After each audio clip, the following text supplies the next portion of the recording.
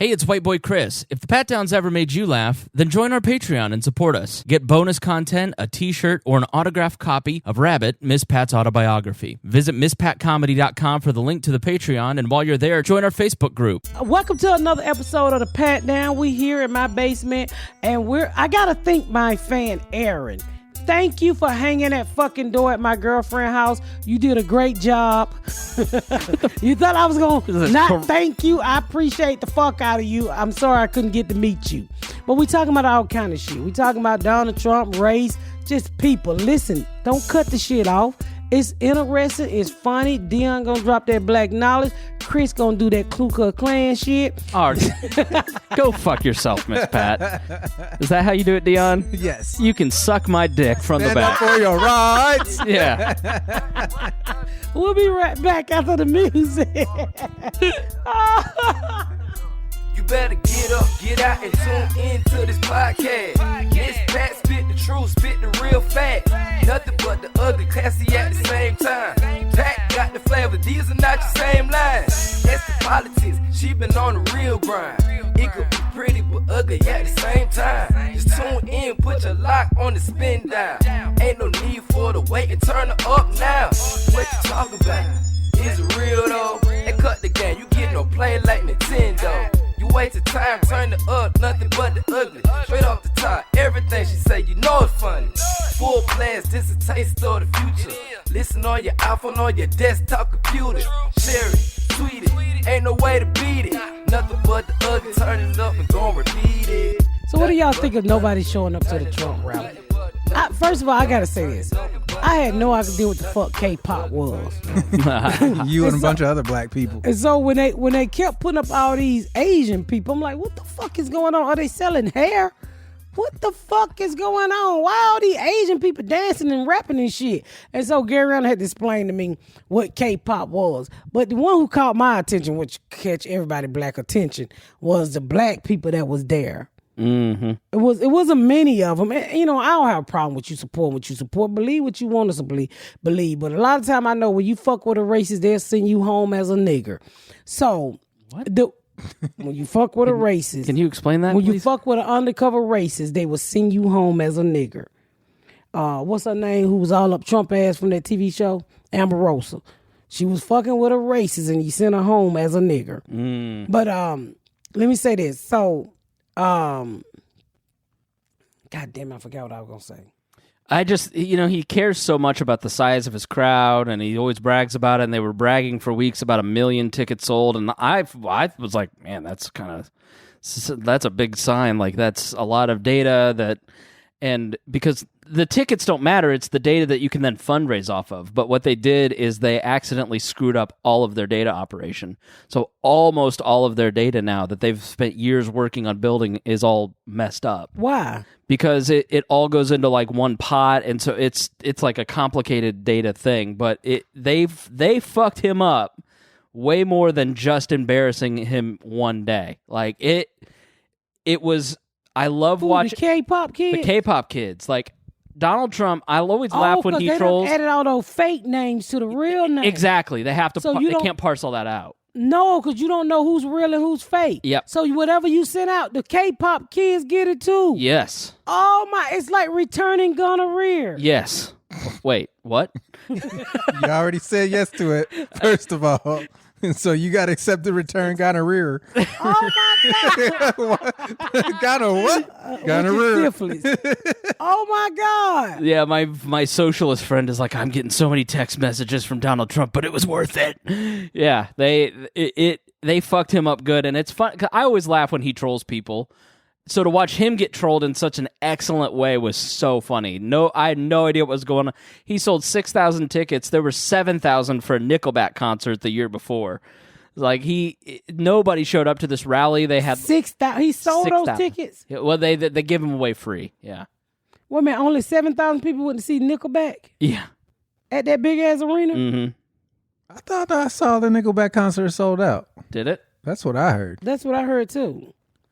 Never made it as a... Anyway. And so did Pink. Pink played that place too, and she sold it out. Yeah.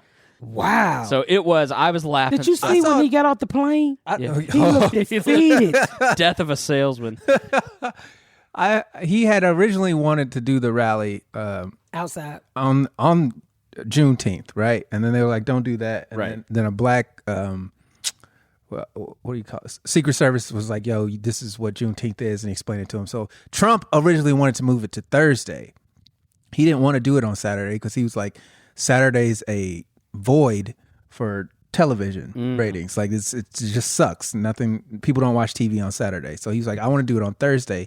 And then the people in his camp talked him out of doing it on Thursday and then moved it to Saturday because they were like, well, people won't be able to show up because they have to work the next morning. And I'm thinking, if I'm Trump, I'd have been like, the people who want to see me are going to come fucking regardless. I'm the goddamn president. Yeah. Who gives a fuck if you have to go to work the next day? Exactly. Moving it to Saturday just means I'm going to get more opposition. So whoever the people were in his camp who talked him out of doing Thursday. Need to be fired. Woo-wee. Well, yeah, that guy's already. Brad Pascal's is already on the hot seat. If by the time His Twitter was blowing up. if he was bragging about it, with this first president ever to do an indoor and an outdoor speech, because he and Pence were going to give 2 speeches that night. It was going to be this huge extravaganza, and if you sell 1 million tickets, you can look at the data. They had 300,000 people from that area from a drivable distance, so you don't know how many people are going to show up. But when it's 45 minutes before and it's just like a deserted parking lot and there's nobody there, I watched the speech. He came out. He was so pissed off. It was the exact opposite of what most Trump rallies are, which is like that stand-up comedy, carnival atmosphere. He was so mad. You could just see in his face he was pissed off. He didn't mention the crowd at all. It was that little hilarious. area where they stand, like the standing room only area. There was some guy in a Patrick Mahomes jersey, and I'm like, how can you be so clueless? It's like you're wearing a black dude's jersey at a fucking Trump rally. Like, what are you doing? Oh, I think they got him good, y'all. I it was really so do. good. I think they got him good. Well, I was talking about the black lady who was there. I think she, if I'm not mistaken, she's the black woman who Trump just let out of prison. That we need to check that, but I think that's why. I think she's the black lady because I saw her on the Breakfast Club today, and they were You talking know what about her name is? No, I don't even know her name, but I think she's the one who he just let out of prison. They had probably half a dozen to a dozen black supporters in the background. They had a black pastor give the invocation. They had a black person give the pledge. Like they were really pushing that as much as they could.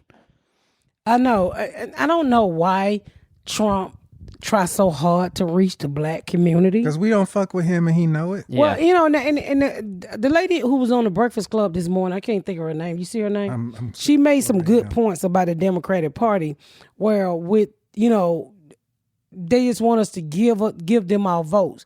Well, if we had something to choose between, because I don't want to not vote. Too many people died for me to vote. Mm-hmm. And for the last, between Hillary and Trump, and now Trump and Biden, for the last 2 terms, y'all have really gave us nothing to vote for. Yeah.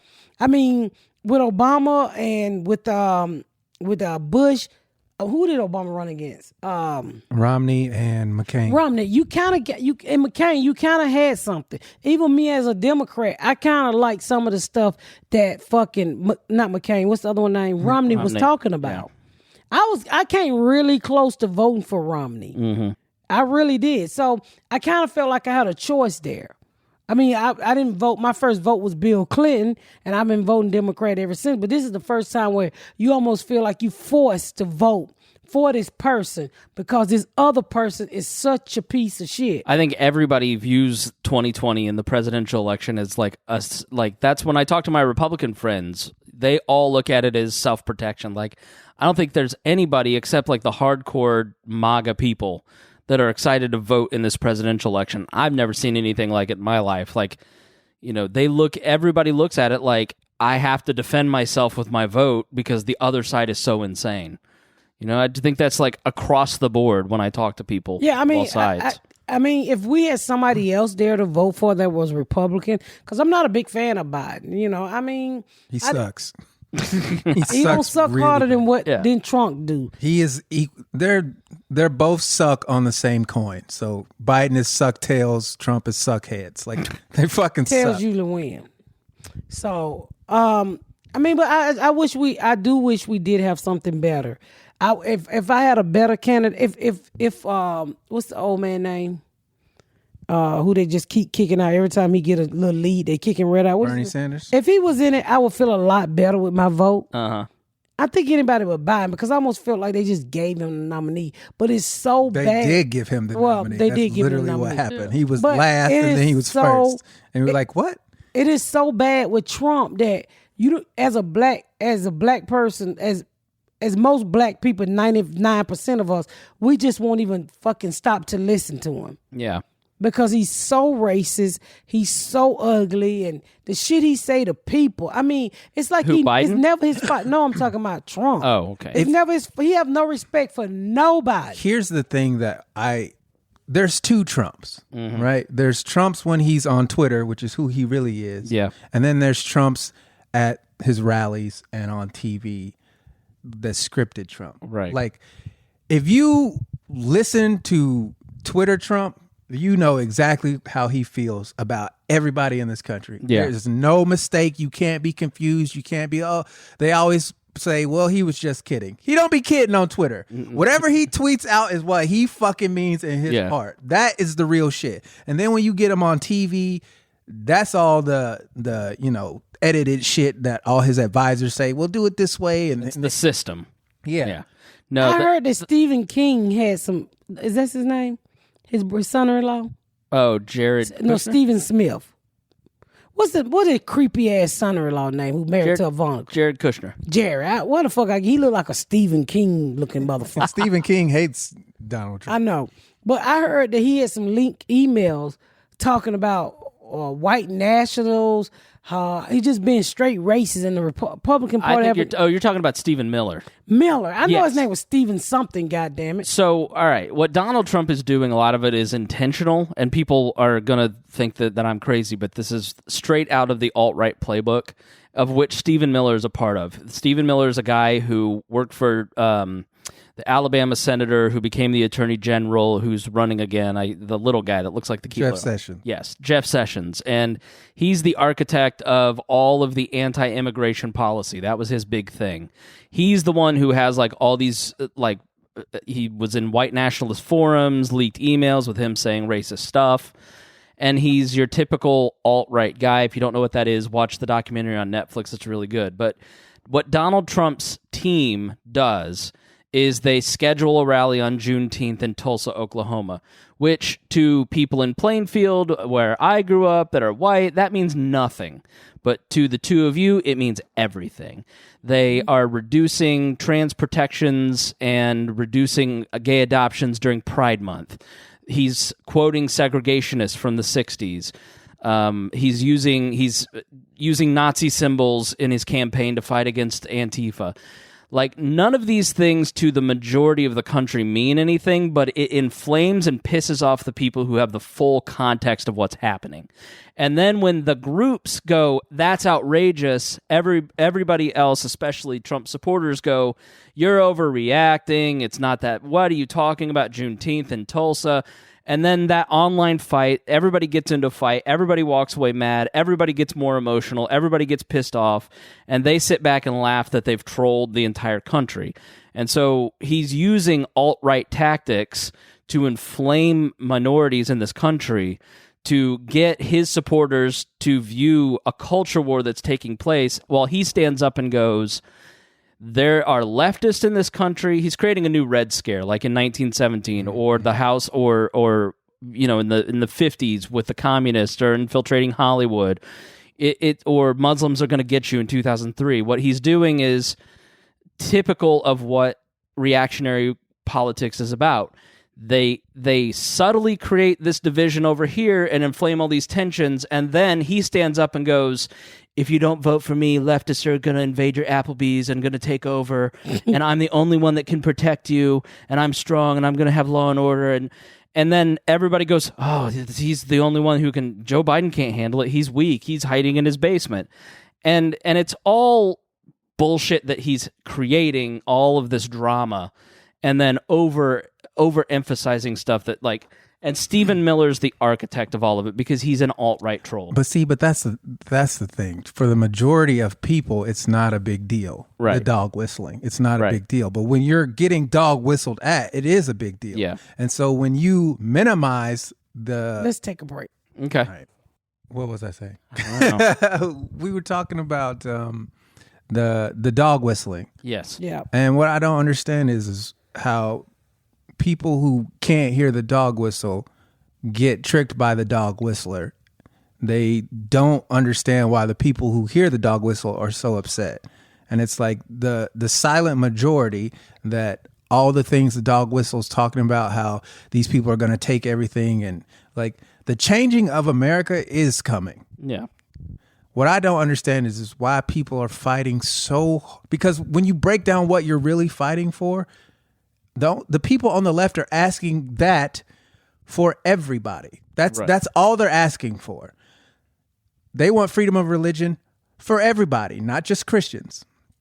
Why does a Muslim having his own mosque in his neighborhood bother you? Like half of you motherfuckers aren't real Christians anyway because you don't love your neighbor. Like And you're racist. I mean, the biblical and you mistreat people. aspect of Christianity is not being followed at all in this country. You can't worship money and Christ at the same time. And America does definitely not worship anything other than money. Yeah.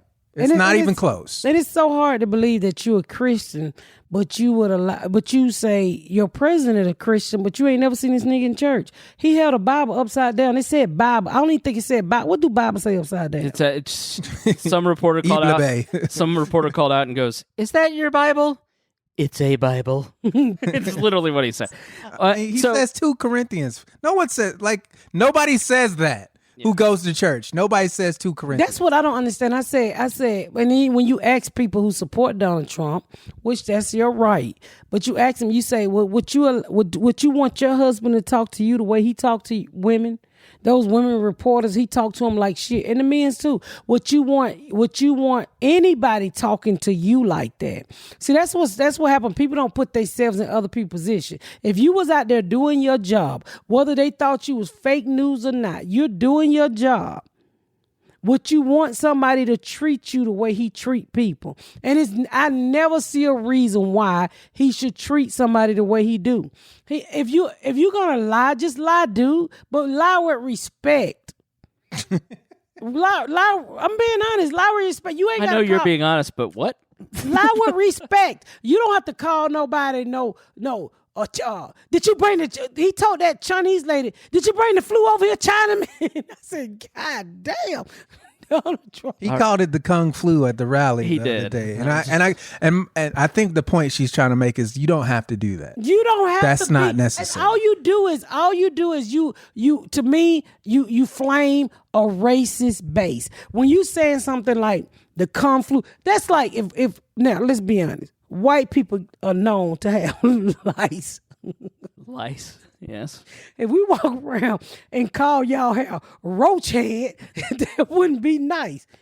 Right? No, but if Obama was at a rally and said, you roach heads, chunky hunkies getting on my motherfucking nerves, that would be rude to me. Some black people would cheer him on, but I wouldn't want Obama to say that about your hair or your size or your hunkiness. I'm just saying. That's fucking I don't rude. think the leader of the free world should be on any side talking about being anybody engaged like that. and just stuff that's beneath the office of the presidency. Like, I mean, come on, Chris. What would it look like for Obama to say, you roach head hunkies, chunky hunkies? That's funny to me. Will, you roach head? No, Michelle said you got lice. Let me try it. Let me try to explain it Let's say from. chunky hunky like that. Chunky hunkies didn't vote for me. What I think, you roach head motherfuckers need to understand. It's like It's fucking terrible. Keegan did the Obama translator. Now you see Hold how on to your lily white butt. So let me explain my people. No, let me say this. Do you see how rude that would be if he stood up as president and said that shit? That's like if Bill Clinton stood up and said, "I fucked that fat bitch with a cigar." To be fair, she wasn't fat when he fucked. For a white girl, that's fatness. They gotta be bones. So, do you see how rude that is? I fucked the bitch with a cigar. Yeah, I fucked her. And what else he said? I did not have sexual relation with the bitch, but I fucked her with a cigar, a cheap cigar too. And she pulled the paper off the cigar. Go ahead, Chris. I just want to show you how rude it would be for the president of the United States to say shit like that. No, I think that it is rude, and that's what they like. Now you have to differentiate between. There are his base. What we're doing right now is we're picking the nuttiest parts of both extremes. Like there are MAGA cult people who are his supporters. Okay, but the left wouldn't tolerate Obama talking like that. Is what I think our argument is. It's like We Republicans wouldn't they always just say, "Oh, he's tongue in cheek. Oh, he's just," because they know how fucking ridiculous it is. And instead of just being like, "You know what? We hear y'all. We're gonna check this motherfucker. Hey, stop talking like this. You're embarrassing the fuck out of us." And he's like, The world. They don't do that, and so he keeps doing it, and it just makes almost makes like all Republicans look shitty. No, but that argument walked away when it's the prisoner's dilemma. You know, where one prisoner's on one side, the other prisoner, the cops come in and say, your partner's spilling on you. Both sides had this fake ass view of we're going to be honorable. But the left walked away when Bill Clinton, when they protected him during impeachment at all costs. Let me say this. Hold on, let me can't finish. protect nobody from getting no pussy, Chris. Come on, that was that man business. She gave that man that pussy. Bill Clinton did not cheat on us. He cheated on Hillary. So let me say this. Who the fuck don't want to fuck the president? JF Kennedy fucked everybody from your mama to your auntie to your grandmama. Even if he didn't fuck them physically, they had a poster that they were playing when they clicked with him. Every bitch had a click a poster of John F. Kennedy. Don't give me that left shit. You can't fucking get mad because somebody get a president of the United States of America some pussy. He was cute. He was good looking, and she needed a fucking raise. Is you talking about? You just illustrated everything I'm talking about. No, ain't nobody. I'm talking about a rude racist. At least he didn't say the bitch pussy stank after he got a pussy. Now that would have pissed me off because it wasn't nobody business if Monica Lewinsky pussy stank. What the fuck are you talking about? No, let me tell you, it went out the door with Bill Clinton. Let me tell you something, okay, Chris. Do you want to? 37. No. Do you want to understand the other side, or do you want to just yell at them? I want you to understand something. It ain't a bitch on this earth that wanna suck wanna suck Bill Clinton dick. Bill Clinton was so goddamn cute. I was 12 and I was trying to suck his dick. He probably would have let you. No, I was 18. Jeffrey Epstein Island. He was there a couple times. Fuck is you talking about? At least he cute. Yeah. So what? He had a fucking affair. Chris, everybody have an affair. They don't fuck them old white bitches they married to. Who the fuck do you think is fucking Mitch McConnell with that chicken neck? Well, I've been trying to get some pussy. But that black man's gonna take my job. How you think? Come on, to fucking fuck, to ride, for a bitch to get on top of Mitch McConnell, they gotta hold on to. But how are his you neck. gonna? You just did exactly what I'm trying to explain. Honor only matters when it's a Republican. It doesn't matter when it's a Democrat. You don't want to hold him accountable. Shut the fuck up. Then you want to talk over me and tell me to shut up and don't have an opinion. What's his name? My opinion's more Before Bill Clinton. What was his name? The son. HW or George? That was after Bush. W. I like Bush. He was honorable. Only thing he fucked up. No, he wasn't. Killed like a million Iraqis. But other than that, he's a great guy. I liked him. He was never not. I think you're arguing two different points. Your argument is you shouldn't be mad at what Bill Clinton did in secret. Your argument is you can't say one guy did something bad and then not say that the other side did something So bad. I was getting a haircut on Saturday, and Is Bill Clinton the only Republican Democrat you know that fucked up? Because all presidents have affairs. John F. Kennedy, one of the goodest. I'm a libertarian. They can all eat a dick and die. Blow up Congress. I don't even know. You shouldn't even vote because you don't even have nobody to vote for. With that fake ass party you got, you get on my motherfucking nerve with this libertarian shit. Yeah, fuck everybody. That's right. Fuck everybody. Don't even take your fat ass to the motherfucking poll, Why nigga. you so mad? Because Ain't I said shit for you to vote for. You take your Donald Duck looking ass. she's so pissed off right now. I'm a libertarian. Nigga, you look like a lettuce head to me. You lettuce head motherfuckers never voted for me. I'd vote for lettuce head motherfucker over I'm Joe a Biden libertarian. or Donald Trump. I'm a libertarian. What the fuck do that mean? You might well be a Libra and call that your fucking, what is it, sign? Go, you were saying about your haircut. Yeah, tell us about your shitty ass haircut for $8 at the Great Clip this weekend. Are you done? You don't gotta take that shit from Bernie. Put your foot down. Put your foot down. Talk about my president got his dick sucked. You mad because you ain't getting your dick sucked. All right, so I'm getting my hair cut, and Who gives a fuck? my barber basically says Fuck your barber. Shut up, nigga. Damn. something along the lines of and this guy's not a Republican, just a blue collar guy. Yo, fuck him.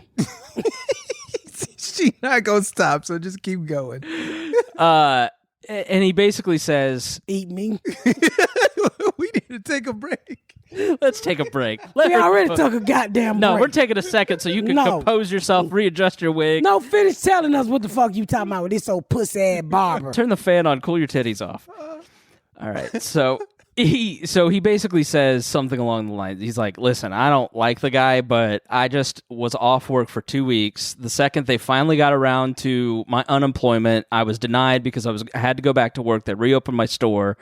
You know, I went 2 months without income for something that doesn't even seem like it's real because, you know, people don't think that it's real because it's not affecting them. White people. He goes, and then I turn on the news and everybody who told me that I couldn't go to work is now telling the left that they can go protest.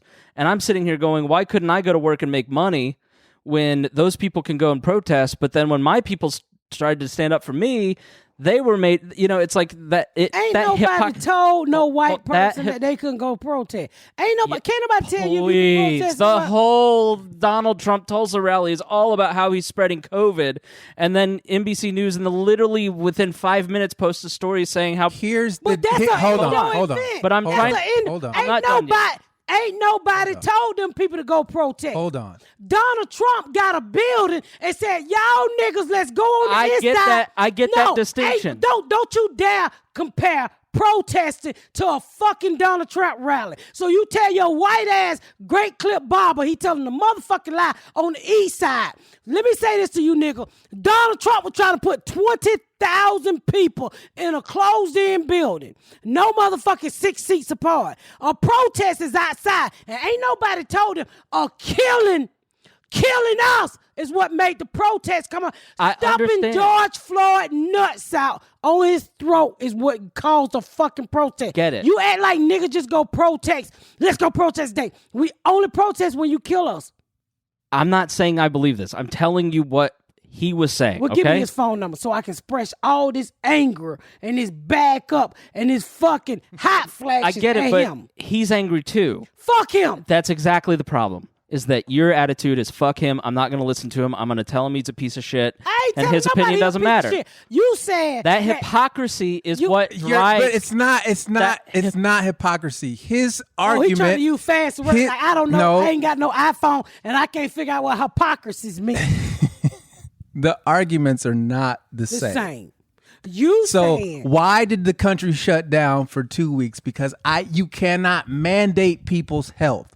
You cannot mandate as a country, hey, I'm going to put your life at risk because you need to go to work. Mm-hmm. That's the argument that your barber is like, well, why couldn't I go to work? Because it's a health risk that if companies said you have to be here, but they gave you nothing to protect yourself with, they would be liable. You are liable if you go out to those protest rallies. Thank you. Sure. No one made you go do that. Thank you. No one said it was And why did legal the or protest illegal. start? The government cannot stop a group of people from protesting. But they can stop you from clocking definitely in. tell you, hey, this is a health risk, which you will assume all liability if you do that. That's the difference. So I get why your barber's upset, but he's mad at the wrong thing. I get that, but that backlash of being out of work for 2 months is still there. That anger is still there. He So white, he and needs he to was direct it uncomfortable. at the right people. Which is your president. But I just went and checked the PO box, and I got a postcard that says President Trump CDC guidelines.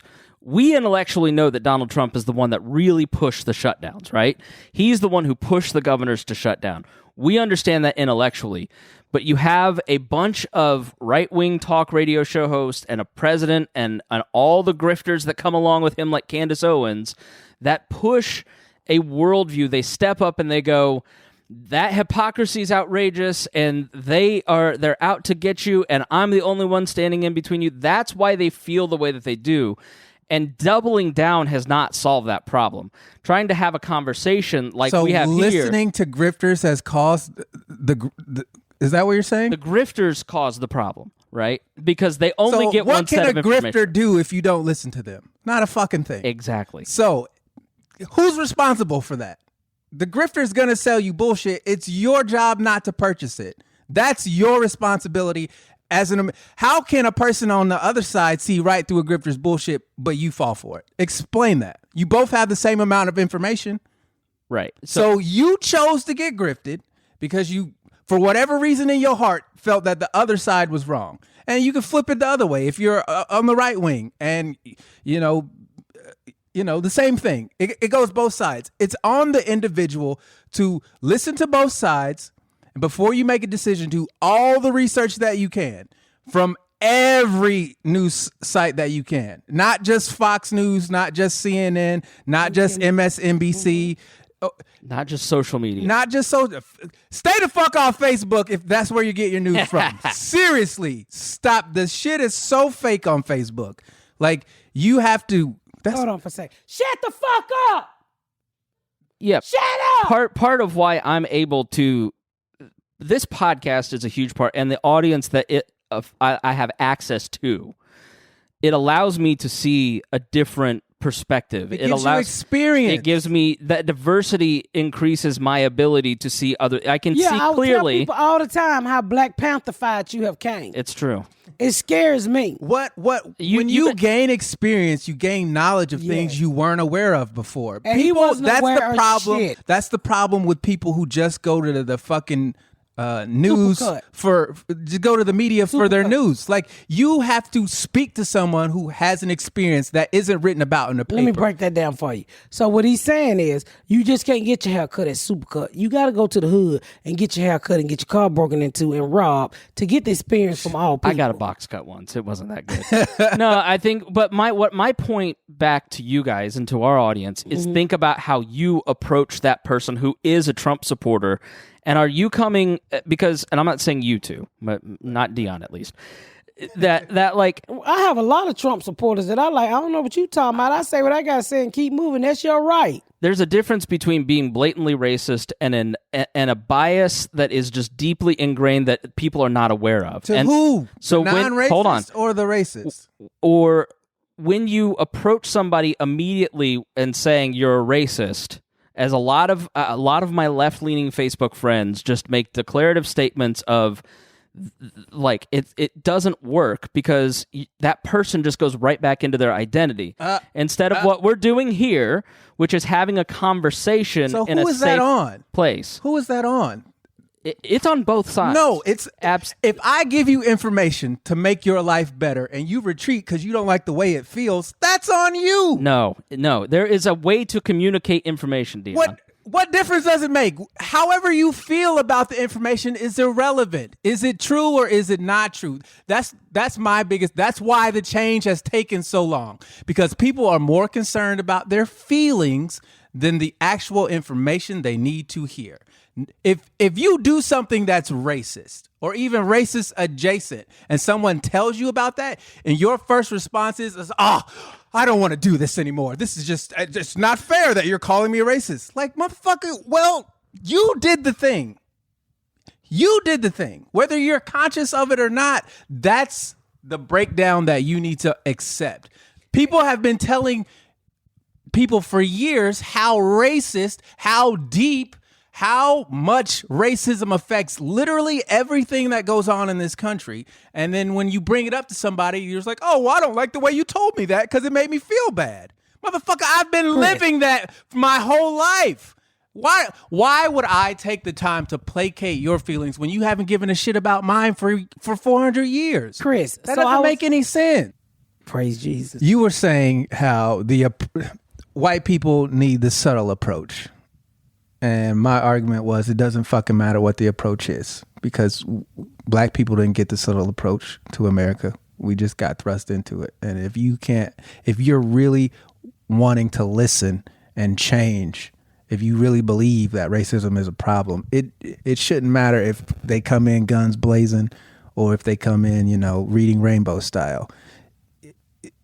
The message is what you need to get. And if you are blocking the message because of your emotions, that's part of the system that perpetuates the racism that goes on in this country, is because feeling attacked when no one's attacking you, becoming the victim when you're not a victim, is what perpetuates the system that's operated for 400 plus years.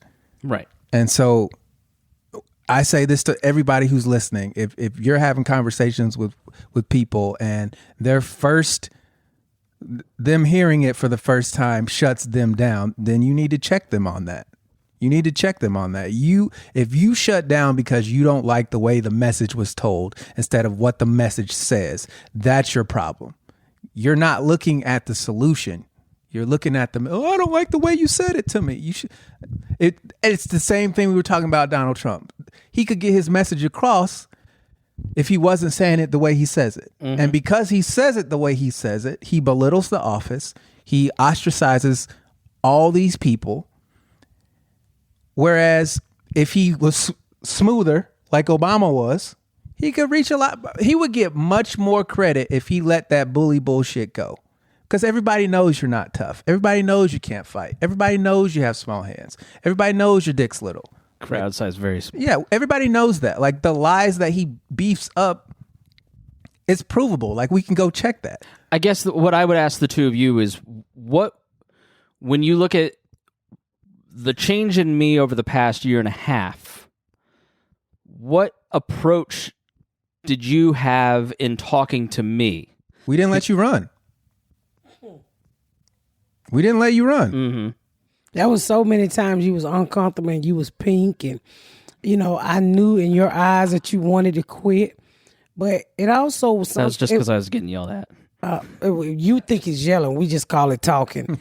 But, I mean, I tell Dion this all the time. I commend you for... Is that the right word?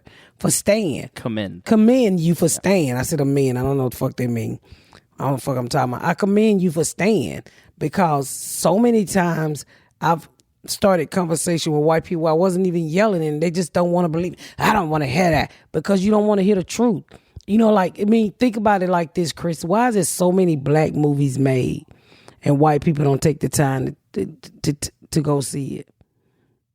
Because they don't want to deal... 12 Years a Slave is a heavy movie. I have not even seen 12 Years a Slave. But don't you want to know the history? Don't you? Mm-hmm. If you will watch movies that talks about our history, you'll know what the fuck we're talking about. If you watch the movie that tells you about Black America background, you wouldn't just be learning what the fuck Juneteenth is. We're obsessed with Nazis, but that's their tyranny.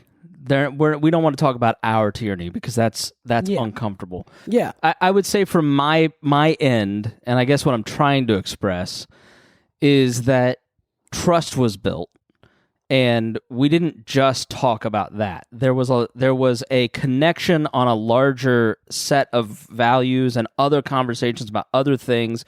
It wasn't just about that. Yes, I was willing to be uncomfortable, but you guys wanted to be my friend. and I wanted to be your friend in return. You know what I mean? And so I think that is what I'm trying to get across, is that there has to be, as we have this conversation, understanding. yes, and that's what I really want to get across. Like, social media, I think, is the worst way to have a conversation or change minds or hearts or whatever, because it's just it's designed for fights. You know, whereas we were able to build trust and community with each other. What would you be fighting though?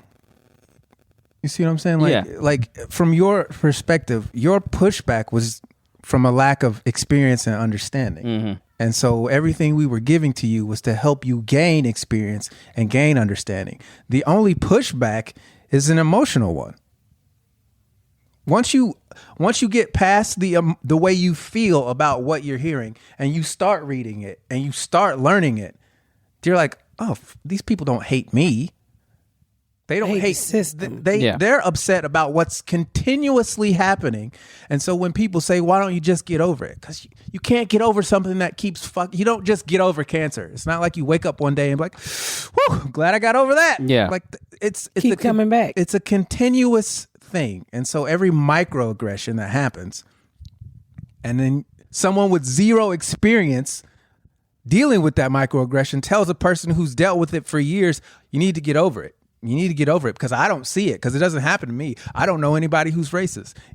How many friends have you lost off your friend's page after having these conversations?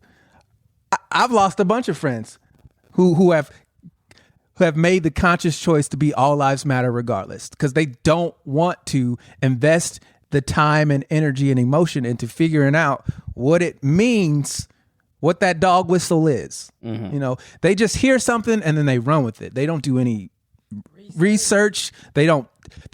This is what really upsets me, is people don't talk to people with experience. Like, I hear racist people all the time go, well, I just don't understand racism. Well, who did you speak to that had experience in that field? If nobody you know experiences racism, of course it doesn't fucking exist to you.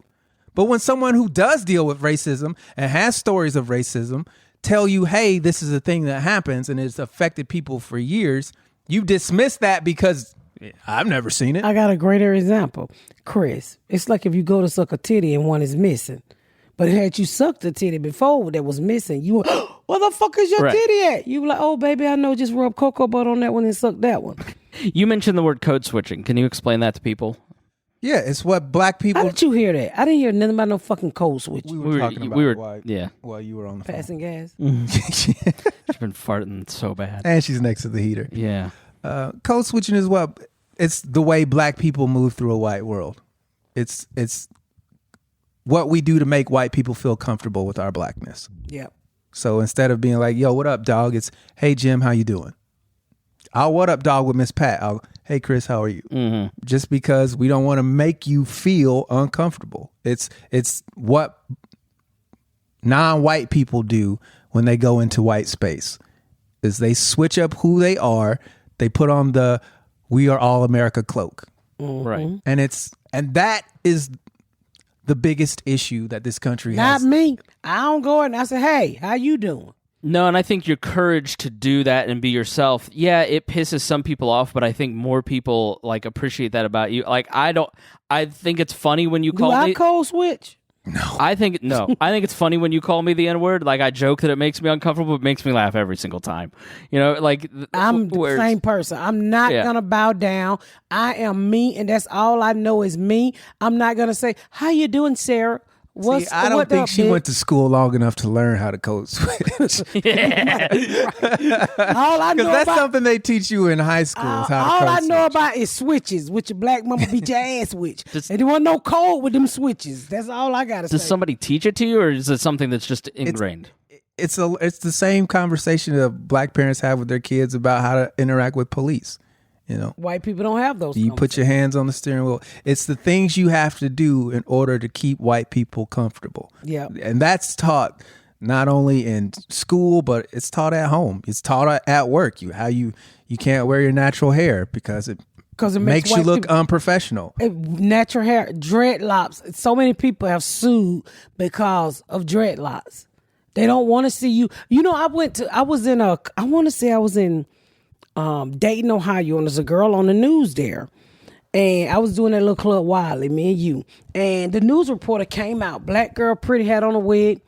Well, when she came out to see me, she had fucking dreads. And I was like, you got fucking dreads? And she's like, because she didn't want nobody to recognize her. And I said to myself, why the fuck when you wear your natural hair? But then again, you never see black people on the news with natural hair because it literally make white America uncomfortable. Why y'all don't like our hair? I don't know. I guess our hair is soft as a baby ass. I've never once this is one of those things that I hear, and like just because I don't think it and I haven't experienced it, like I've never heard anyone in my circle ever say anything about like black hair, and so I'm sure it exists, but it's one of those things where like I guess I never think about like whether you're wearing I met you probably a dozen times before I realized you wore a wig. I was just like, her hair is very adaptable. Like your appearance would change, and I'd be like, what's different with her appearance? I didn't recognize the wig. Like where I don't get being offended by natural hair. Like, some people do. Some people. I remember when Monica Kaufman. You can look her up. Her name is changed now, but she was a news reporter in Atlanta, Georgia, and Monica always wore like a short. She always had like a short haircut back in the early 80s, late 70s, early 80s. And people would literally call and say, get that nigga off the news with that nappy hair. And she was like one of the first black news reporters in Atlanta. And it's a story between her and Oprah Winfrey because Oprah was supposed to get that job, and if I'm not quoting it wrong, her and Oprah went up for the same job in Atlanta, and I think Monica Kaufman got it, and Oprah went on ahead and did TV or did something in Chicago. But literally, people would call and say, "Get that monkey nappy head nigga off the news." They really when you have dreadlocks, and people don't realize when people have dreadlocks, it's more of a culture thing, a black culture thing, than anything. And people automatically think that you're a thug. I tell you, and I'm guilty of it because Junebug has dreads on his head. He's growing them, and I remember I've always kept my kids' hair white America cut low.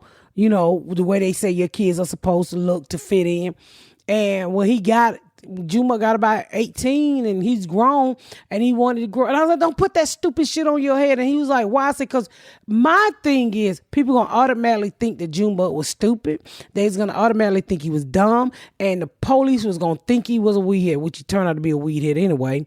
But those are the things that was going in my mind because white society have taught me as a black America, those are the things that you associate when black people have dreads. They're uneducated, they're ignorant, their hair is inappropriate, and I have to admit, I'm guilty of it. It's an indoctrination.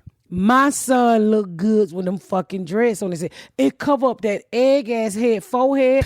I didn't realize how fucking big his forehead was. I was like, God damn, you cute with them dreads. We should have did this shit at birth.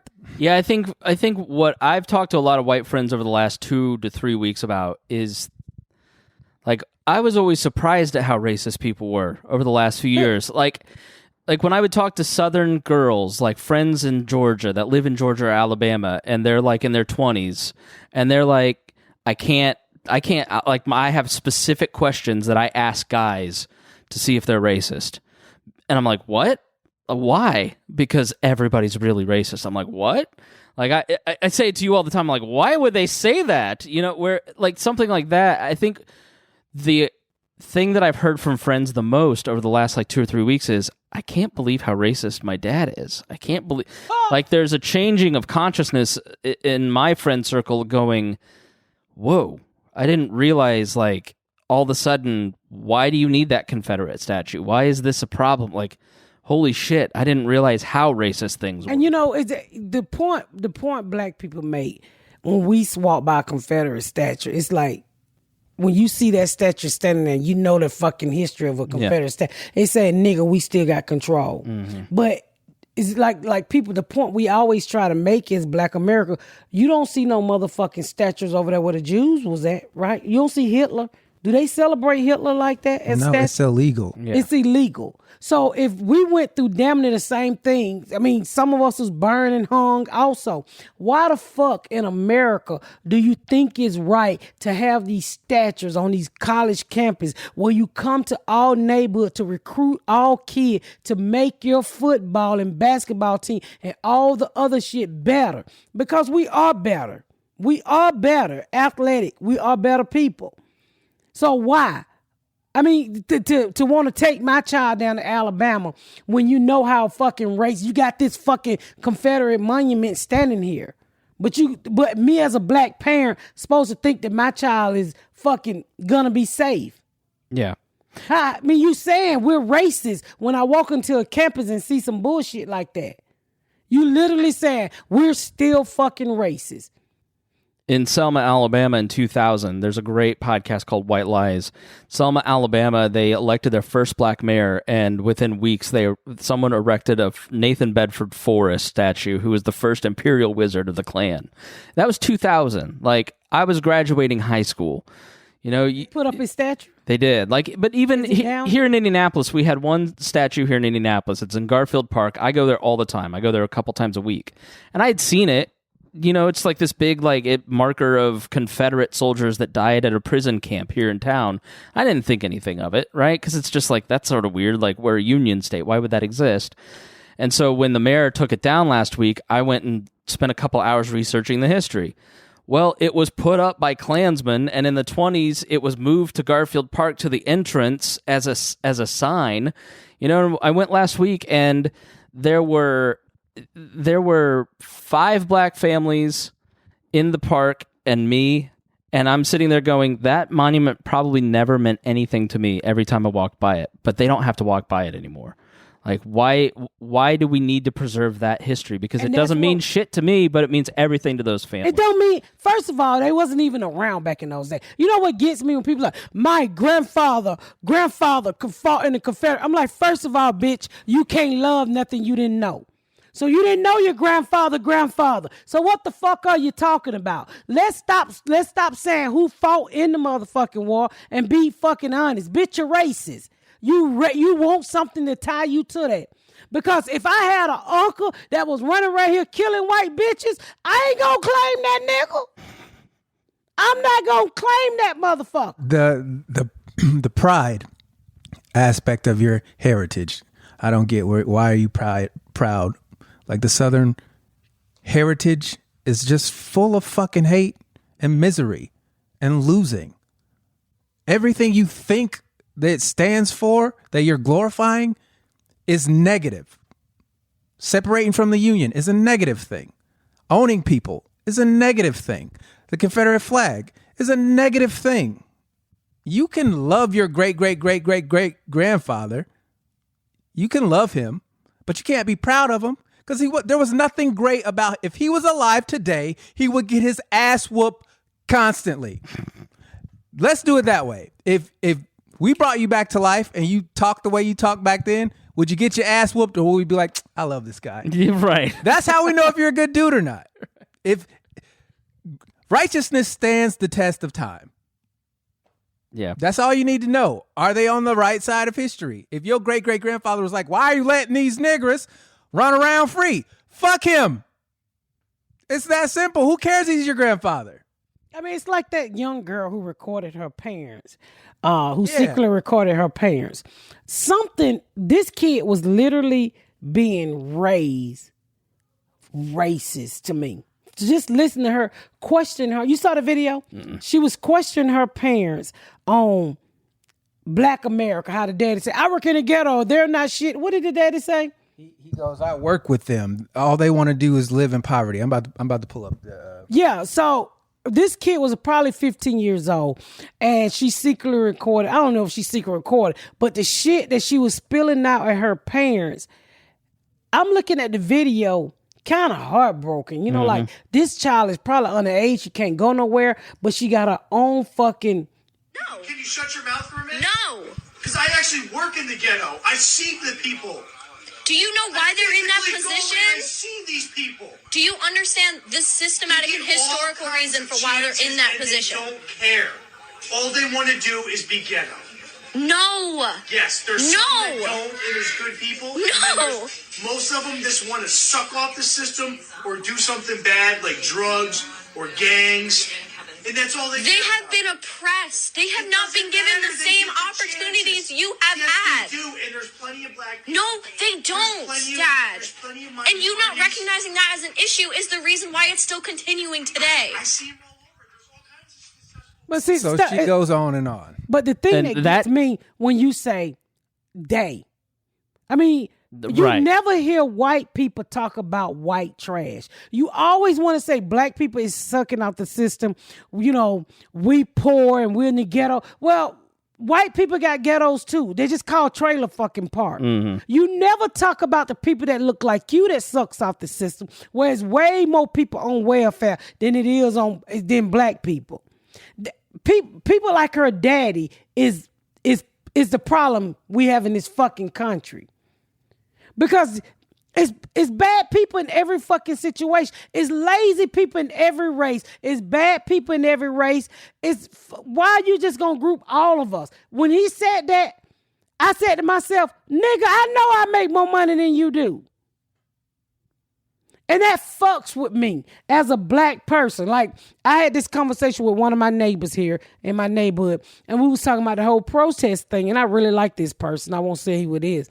And we was discussing race. And he literally said, well, why do you live in this neighborhood? And most of y'all know I live in a fucking all-white neighborhood. I'm the only all-black family here. And that shit kicked me in my chest. Because that really hurt my feelings. Because I would never ask somebody why they lived in my neighborhood. And so I had to bounce back. I had to fight back. I almost slapped him. Can you explain, like, why? Give more context for people who are going, well, why is that an offensive question? Well, because it was offensive to me, because who the fuck are you to ask me why I live anywhere? I'm here because I can afford it. I'm here because I work every day. And don't nobody ask him why the fuck he lives If you here. don't like America, leave. That's what he was saying. Yeah, Right. pretty much. Pretty much that's what he said. Well, why did you choose to live here? I built my house. I was here before you was. So I said, bitch, I'm here because I make more money than you and I'm rich. And I'm not rich, but I had to fight back. And his fucking Hope we face, didn't find out about those slippers. his face turned red. But because I like this person, and I never thought that this person would ask me something like that. I mean, I always thought I was welcome, like I would always welcome him to my house. But now I see, and he literally was trying to send me all this Trump shit. And I told him, I said, you don't get what's he talking about. These small businesses will never be able to come back. They don't burn them down. I said, but this man who they killed will never be able to wake up again. And I could not put into his head how much a life is more valuable than a motherfucking cookie shop that was burned down. Right. And he literally rubbed me the wrong way. He rubbed me the wrong way. I almost fainted. Because I could not believe he asked me that. Yeah. He literally asked me, why the fuck did I live in this neighborhood? And what I say to people who, talk about the small businesses, I go, you always have to go to the lowest common denominator. What is the cause? What is the cause? Had George Floyd not been killed, how many small businesses would we have lost to looting? None. Mm-hmm. What caused George Floyd to be murdered? What was the impetus behind that man? Racism. Police brutality. Police. How long have we been saying police brutality is bad? Hey, I watched a Richard Pryor clip from 19. He was in the 70s. Something, and he said, these police will choke the shit out of you. And I'm like, holy shit. I remember Rodney King, but to hear Richard Pryor say this shit in a bit, and I was like, we've been screaming this shit before the 70s. Have you guys seen LA 92? Not on Netflix? yet. It's What is it on? it's at Netflix. It's about the 90, and there's a couple LA riot documentaries that are great. But this one ties the Watts riots in '68 to the '92 riots, and they're basically juxtaposing the two, and the people in the 60s are saying the same thing as in the 90s, and they're all saying the same thing. We still saying the same exact thing. same thing. Police brutality. White people, racism. police officers, black people, like everybody's saying the exact same. Everybody's in their same positions. It was really like eye-opening to just see how it doesn't change. You talk about the progress we've made as a country, and you It's go, none. fucking It's what? none. How do you say you've progressed when you're dealing with the same fucking issue? You know, I was watching Rosewood. You seen Rosewood? You should watch Rosewood. I've seen it at the movie. It's kind of like Black Wall Street. It was in Florida, It was in Florida. What was the name? What part of Florida? Rosewood, Florida. Yeah, Rosewood, Florida. But it's a little town near Gainesville too. So anyway, these black people was in this neighborhood, and you know they all own their land and stuff like this. And then this white woman was having an affair, and she fucking the man, the side nigga beat her up, and she blamed it on niggers, right? So make a long story short, my husband said, this is the same shit that went on with Black Wall Street. When white America see black America doing good, they need a way to bring them back down. And they literally killed all of these people and fucking burned them, hung them. And I remember seeing Rosewood at the movie theater. And I lived in Riverdale, Georgia at the time, and Riverdale was turning. It had just made its first flip on turning black with mostly black people. And so there's two white ladies come in and watch Rosewood. And if you ever been to a black theater, we get hot when we see shit like that. We talk out loud. And then I remember people saying, "That's a lying white bitch." And the more the black people screamed, the two white ladies just sunk in their chairs. And I was like, oh my God, why did they come and see this shit? Why they didn't come to see a matinee? Why you gonna come when all the niggas out? And it was like, so the bitch was fucking a nigga. And they were just hollering out. And when the lights came on, the white women did not move. And I was sitting like a row behind them. And I said, come on, I'll walk y'all like y'all gonna be all right. But they scared. And then, so when you see Rosewood for the first time, it's really touching and how fucked up America is. It's just how racist these motherfuckers were. And so the white woman was crying. Black people was crying because I had never heard of Rosewood until I seen the movie. And these white women was bawling, crying. And I had shed a few tears too because I was like, this is so fucked up. Yeah. And I just told myself, I'm never going to see no more black movies in public because black people don't know how to act. I was yelling too, stinking hoe, dirty ass white bitch. But like, for you to say to them, "I'll walk you out," is a touch of empathy and grace. I don't that think you anybody didn't was have gonna to. mess. Yeah, you didn't have to do that, but that was like very kind of you. And I guess that, like, I get the like white fragility and what you're talking about, and like, if you guys hadn't shown, it's what we talked about with Garyana a couple episodes ago. You know, it's like, I'm not going to pretend that I even understand the rage or the anger. And the anger that you had at the beginning when we started talking about this stuff, like, I don't understand that because I've not experienced it. I don't know it. And we understand that. But I needed your grace and I needed your empathy walking through all this stuff. You know, and I think that's what I'm trying to get across is that I get white fragility exists, and I get that it's not fair, and I get that it's exhausting. Like, and it's not your job to get me to understand. Like, you can read the book White Fragility and figure this shit out on your own if you're not willing to do it. But the friendship of the two of you led me from a place where I wasn't racist, but I wasn't anti-racist. You know, to where I am now, where I'm using the white libertarian conservative culture that I come from, talking to those people, losing hundreds of followers a day in some instances because I'm pushing them. And I wouldn't have gotten there had it not been for the empathy and the grace that you guys showed me and the audience has shown me throughout. You know, and that's sort of where I'm coming from. It's like, my barber shouldn't think the things that he thinks, but he's never going to get there if I don't push him. You know, and I am not able to push him if I weren't pushed by you guys. You know, and I think that's the trade-off, that it's not fair. Each one teach one. Yeah, it's not fair that you have to do it. Here's the thing, And we though. understand. We understand when white I appreciate America, it. It's coming, whether you like it or not. Exactly right. It's coming, and that's what people who don't want to get it need to understand. There's literally nothing you can do to stop it. Yeah, because the point where you had a chance to put an end to it has passed. It's just like global warming. We done fucking burnt the fuel, baby. The wick is lit and the shit's gonna blow. Like, the tipping point is coming. When he kneeled on George Floyd's neck and we all watched it, when they put cameras on phones to where we can all record the bullshit that happens in this country. That was your chance. You can tell because look who's protesting. You got, one of the most touching things that I saw, well, it was a whole bunch of white women. Mm-hmm. And they said when he yelled mama, he yelled for all of us. And when I saw that just warmed me, made me warm, because no matter that those white women did not give birth to George Floyd. I know what it feels like to be a black mom. But something in that video touch those groups of white women to make a sign and say, when he yelled mother, he yelled for all of us. I have a theory on this because I've talked to a lot of my female friends about it. And the amount of sexual violence and domestic violence that women in this country go through, they understand the psychology of domination better than men do. They understand what Donald Trump is really saying and who he really is.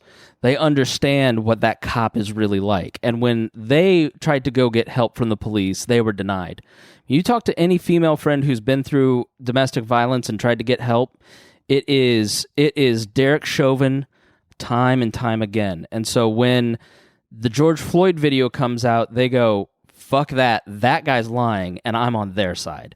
And when women change cultures throughout history. Every single time they stand up and say enough, the culture changes. The other thing is when the youth change. That 15-year-old girl having the courage to stand up to her parents and then put it online.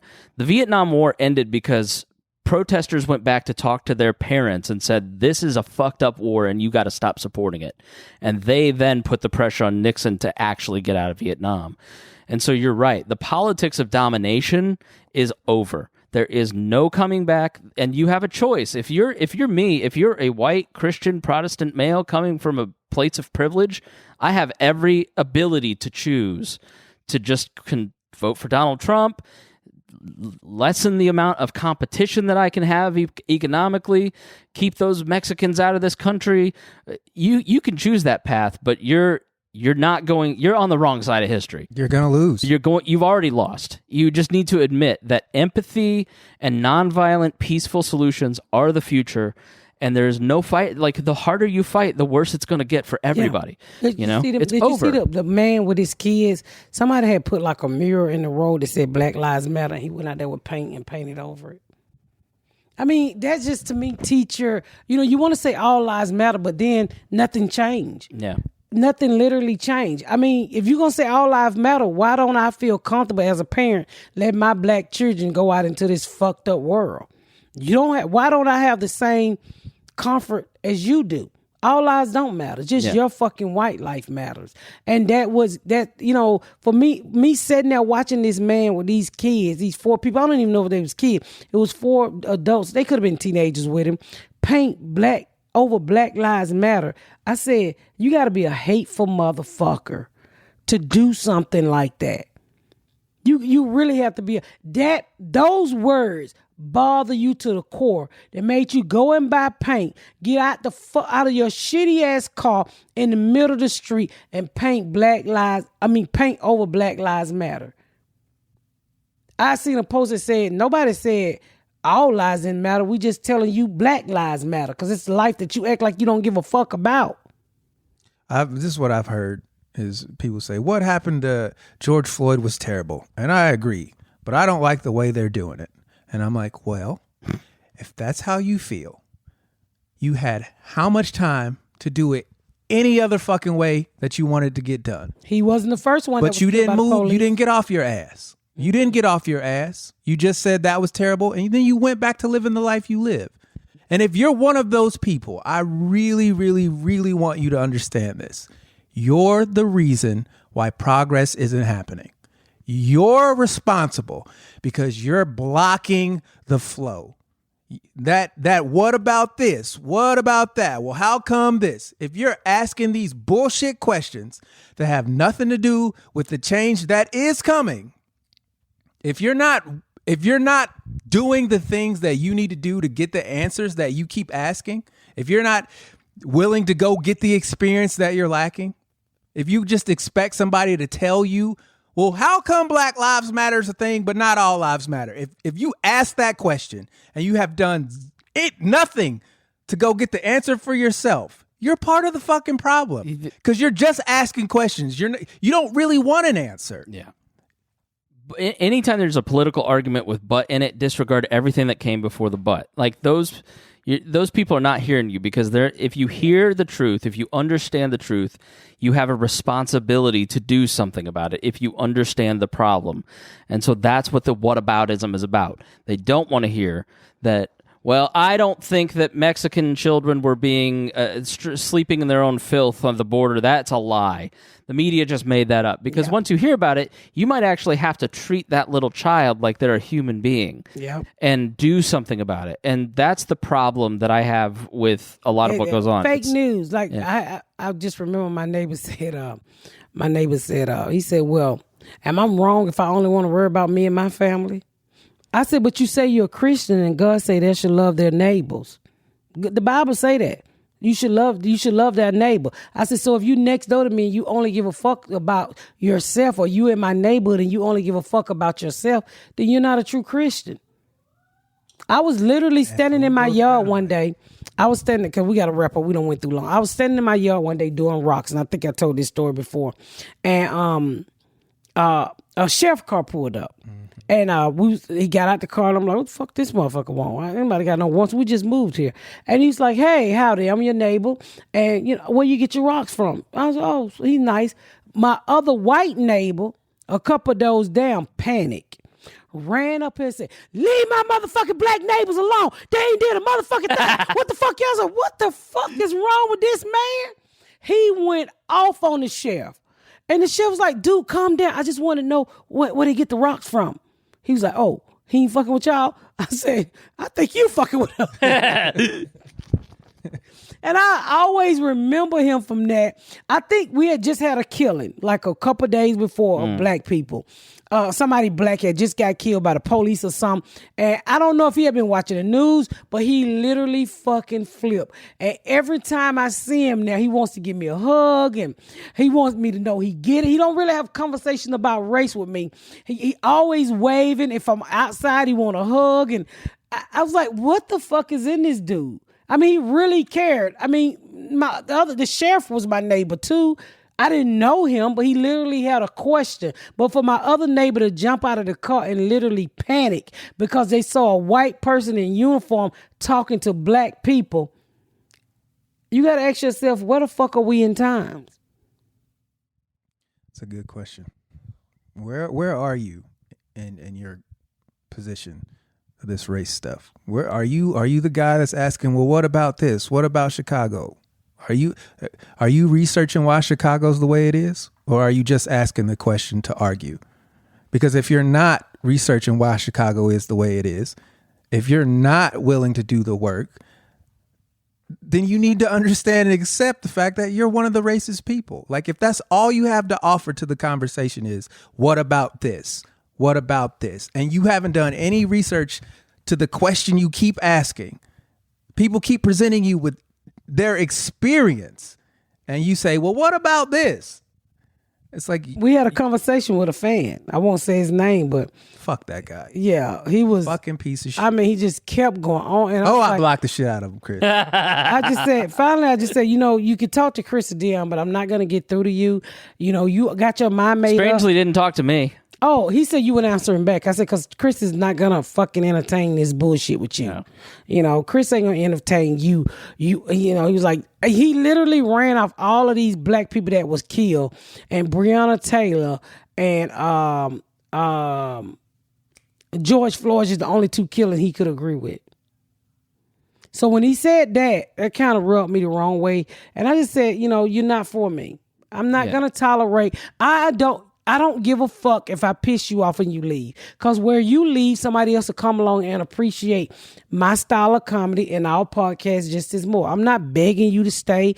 But what I'm not going to tolerate when you just that fucking close-minded. I respect you, but don't come in my inbox if you don't want to learn, or if you don't want to change, or if you don't want to see the bigger picture of life. Because that's not what I'm going to waste my time on.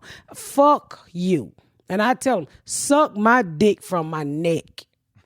Yeah, I think that the theme of 2020 has been, if it's not happening to me, I'm going to fight the death to make sure that you know that I don't believe it's real. Like, just because it's, and I think people just, they judge their experiences more than they judge knowledge, because we live in such a crazy time where who knows what's true anymore.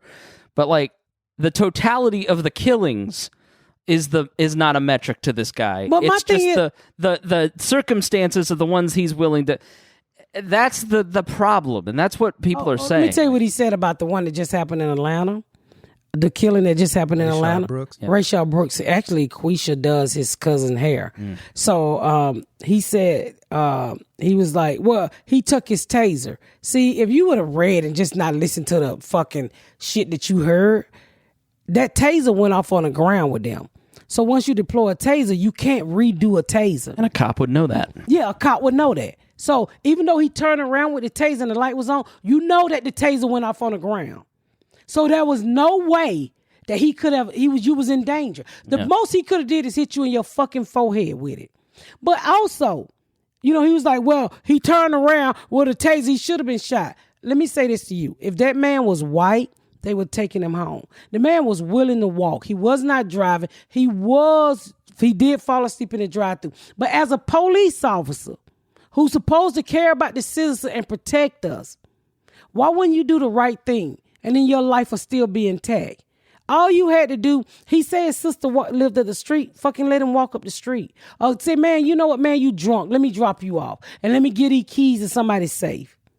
You came there for the bullshit, and now your whole life is turned upside down. And most people don't realize part of the reason he might have been running is that he was on parole, and any interaction with a police officer, for even if you're doing nothing wrong, can get you put back in prison. He just did a video. Did you see the video he did about the parole system, which is so true? I was telling Dion, so I'm a medical assistant. Man, don't nobody know that because I don't fucking practice, but I went to school to be a medical assistant, and I get my GED. I go to school to be a medical assistant. I'm really fucking happy about, it was in my book, being a medical assistant, but it was so hard to get a job. I got a shitty job in that field, and I stayed about a year, and thank God I ended up at General Motors. When you are a convicted felon in this world, and especially when you black, it's hard on white people too, but especially when you black, it is so hard to start over. My brother, who was just on the phone, he stayed out of jail about 25, 30 years, and he only had shitty jobs his whole life. And he committed a small crime and ended back up in jail. Because that's where they want you at. That's called systemic racism. Yeah. That's what it's called. When they're talking about it, that's what they mean. Like, when everybody's talking about systemic racism and you hear it on the news, it's real. That's two direct examples of it. Like, yeah, I could not get a job, and I have not been to jail in over fucking 30 years. And Dion, you could testify for this. When I moved here, I think I've told this story before, and I went and worked at Taco Bell for $10 an hour. I went, and at the time I didn't have a company career, so I really needed two jobs. I went over and I worked at Speedway gas station, and they fired me for being a convicted felon for 20 years ago. Which is fucked up. So if I would have had my husband income all that time, ain't no telling where I would fucking be. I'd probably be somewhere fucking trying to hustle. So to me, the system is a revolving door, especially when you black. I think it's funny that we call it the Department of Corrections, but we don't correct anything that you've done. It's like, you just go in there and they're like, fuck you. Survive if you can, and when you get out, we'll see you back in 6 to 9 months. And they tell you that. For years, I volunteered with Rupert's Kids, and he takes kids who are getting out of the criminal justice system anywhere from 15 to 25.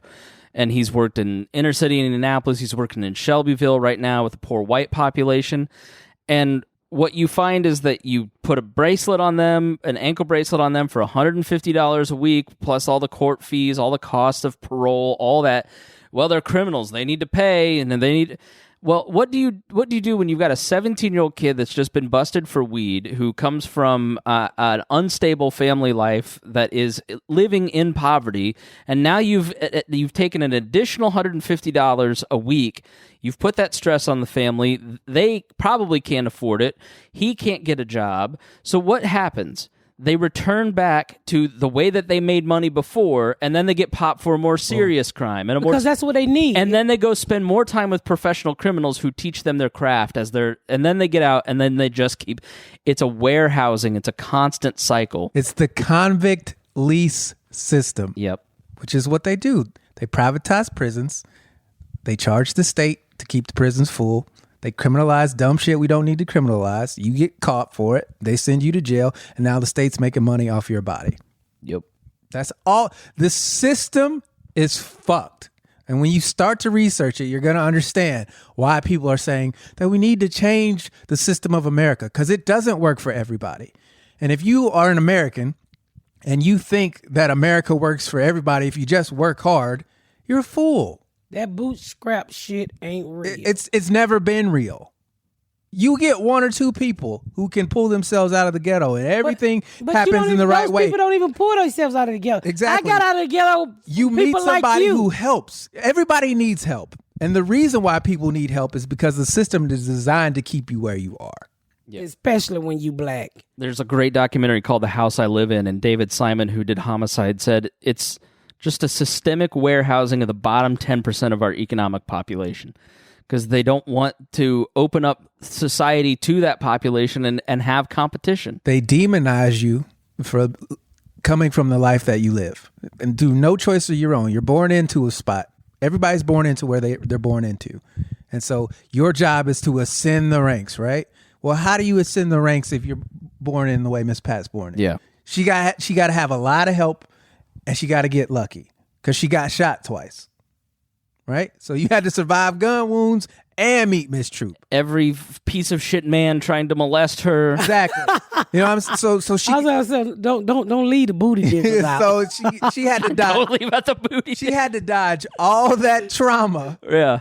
and still be strong enough as a kid to overcome that. The mental fuckery that should have happened to Miss Pat. She's so well adjusted. And so she got lucky, and she met a dude who didn't come from that situation, and he was able to impart, and she was able to gain that. And now, that's just one person, but that whole cycle perpetuated itself. How many people didn't get the, experience? You've heard about her whole family. Exactly. I mean, and so I don't mean that to be rude, but like your family, that's not just a black thing. Like that's what people need to understand. Well, white people are poor too. Motherfucker, it's the same. You should be just as upset when it happens to white people. The fact that people say, oh, well, why do black people complain so much? Because we have something to complain about.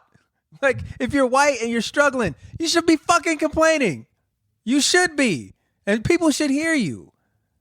That's the truth. You should let your voice be heard when something isn't right, regardless of your skin color. Instead of being bamboozled by politicians that just want to maintain power. It's got to work for everybody. Otherwise, it doesn't work for anybody. Ain't that the saying they say? What is it? Injustice here is... What is this? What's the Martin Luther King saying? Shit. I don't know what Martin Luther King said. Injustice here is a threat to justice everywhere. Yes. Yeah. That's along those I lines. agree. And See, I thought Harriet Tubman said that, but okay. She was like, come on, nigga. By the way, I listened to like 13 hours of Malcolm X speeches. Oh, geez. Fucking great. I watched the movie. He was so libertarian.